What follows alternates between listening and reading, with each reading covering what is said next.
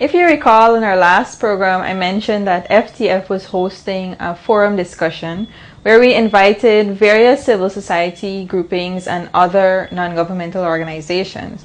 Generally, this was to assess the role of civil society and their strategies for electoral reform. So, without any further ado, let's go straight into our forum. We're here at the Facing the Future forum discussion. We have a number of civic organizations present, and they are here to discuss the way our elections are structured and the way our elections are conducted. You know, what are their recommendations for the next steps, and help us to draft out the timetable for Facing the Future and what we'd like to do for electoral reform. As persons came in, they went straight to the board and suggested issues relating to electoral reform they wanted to discuss. After settling, the audience was briefed by the convener for the event, Mr. Mike McCormack. Let's listen to some of what he had to say. The elections in November created for the first time a situation in which we have an election result that does not exclude half of the population for the next 5 years from influencing political decisions. The idea of people being involved in politics to evolve and to try to strengthen this fragile system that we've now unexpectedly found ourselves benefiting from, and see if we can evolve it into a more stable and predictable arrangement whereby all Guyanese citizens feel that they have a stake or have a possibility of influencing what takes place in political life. Okay, so now most of you have already, I assume, written your issue of concern. Clean campaigning during elections, clean in uplifted commas. Better education about voting and elections to the general public. We went into the open space method for the workshop. Persons were asked to vote for the 2 issues that they would like to be involved in for a group discussion. The day was set up like a marketplace, and hence persons were free to move from group to group throughout the rounds. These votes were then tallied and a timetable was constructed for 2 rounds of discussion. Everyone then consulted the timetable and went to the groups to discuss the topics they were most interested in. Let's listen to some of what went on in the different discussions.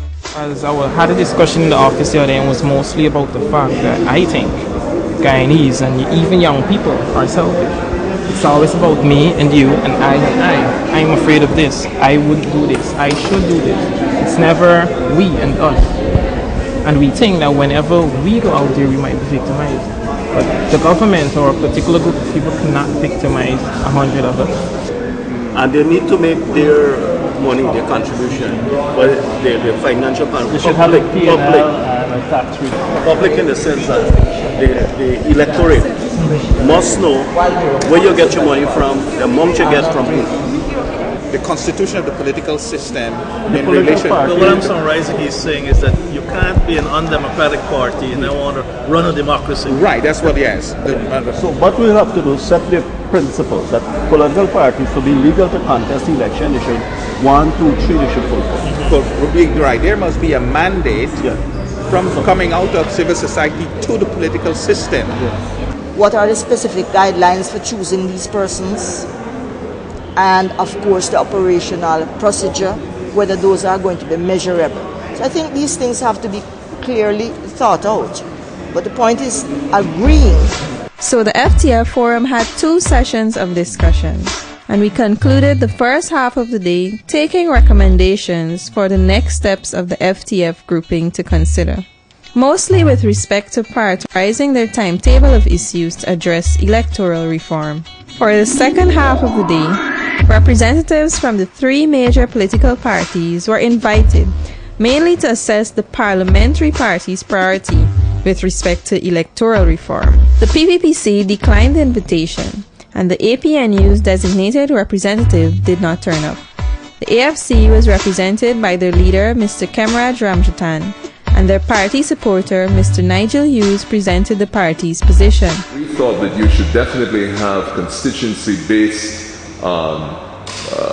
MPs, but they should be elected in some form or model of proportional representation so that the views of the entire constituency, particularly if you had a very diverse constituency, the views of the entire constituency could be taken into account.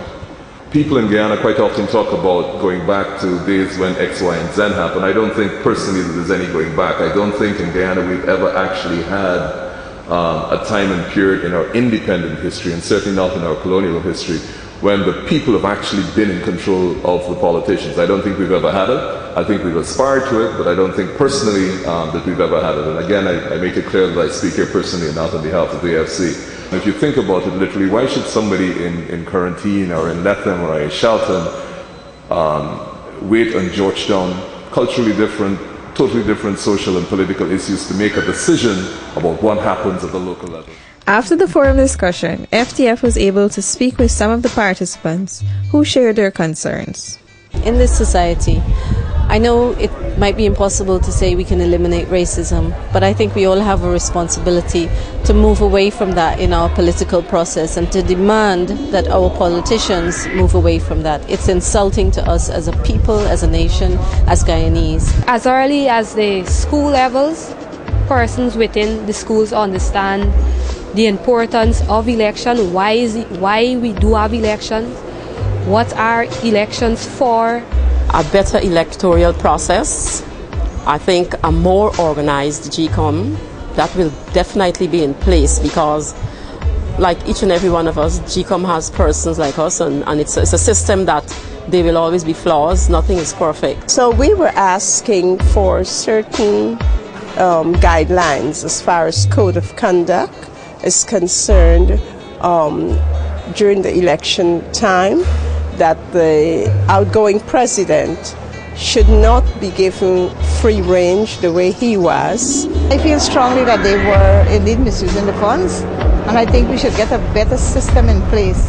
So next time each party that were contesting for election could have actually the equal amounts, so they could campaign equally. Really? All of us Guyanese, we know that come election time, it is always full of drama and many things. And what it does is that it exposes the weaknesses, right? Every time we have an election, it exposes the weaknesses in our electoral system. So there you have it, a glimpse of a very productive day, and actually the discussions reflected a broad opinion base, because we had representatives from regions 1 through 6, region 10. We also had representatives from different religious organizations, trade unions, women organizations, disability organizations, youth and student societies, and we had a number of representatives from professional bodies, NGOs, and welfare. The recommendations put forward by the grouping are calling for serious reform of our electoral system, and in that respect,